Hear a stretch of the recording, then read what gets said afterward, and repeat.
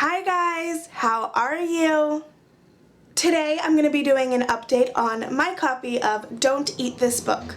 This book is by David Sinden and you can tell it is geared more towards children, but I'm going to be 27 next month and I'm having a lot of fun with it. So really, anybody of any age could have fun with this. I'm going to go ahead and show you the pages that I did since the last time I posted a video on this book. And I'm also going to have the other videos I have posted about this book in the description below. This first page says, draw around round things. Find round objects, draw around them lots of times to create a pattern. Color where they overlap. This is how my page turned out. I drew around a bunch of things like candles and washi tape, and I decided to use the primary colors, and then where they overlapped, I colored in like the colors that they would make if you mixed those colors.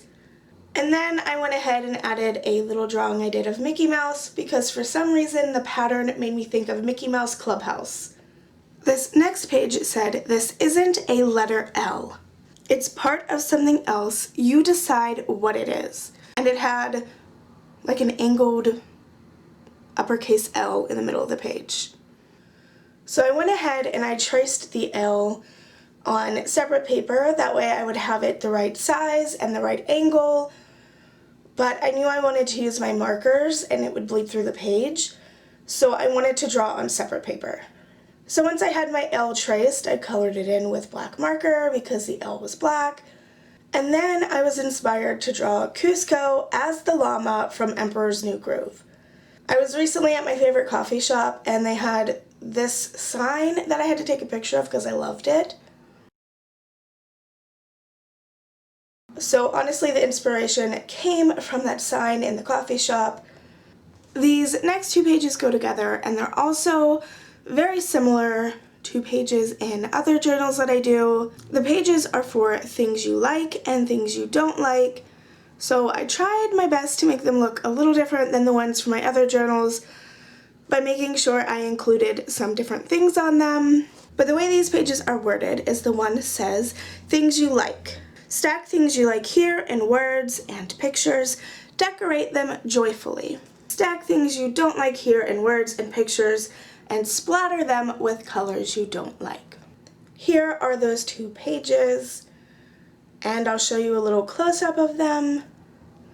This is the page of things I like. Some of the things are stickers, some are pictures, some are things I drew and glued in. And then this is the page of things I don't like, which is done the exact same way, but only I splattered them with watercolor paint when I was done.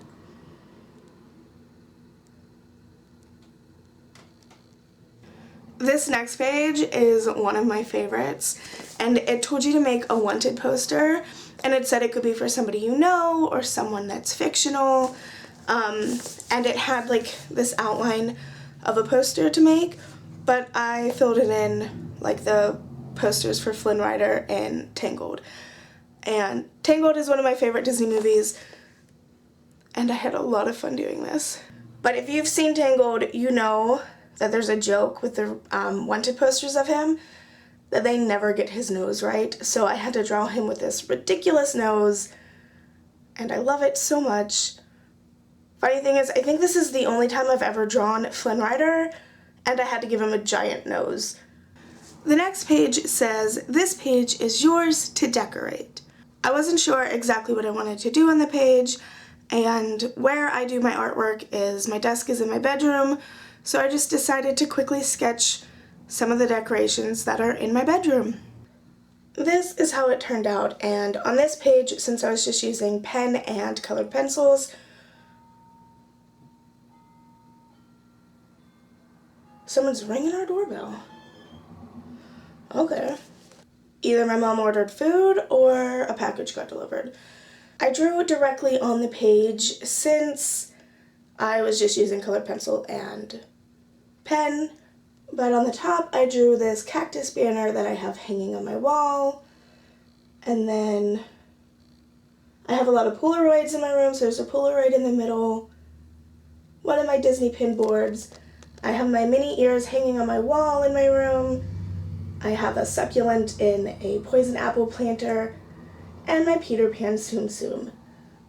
This next page I had to modify to work for me, and it's not completely finished. I have to finish filling it in a little later today, but you'll see why in a second.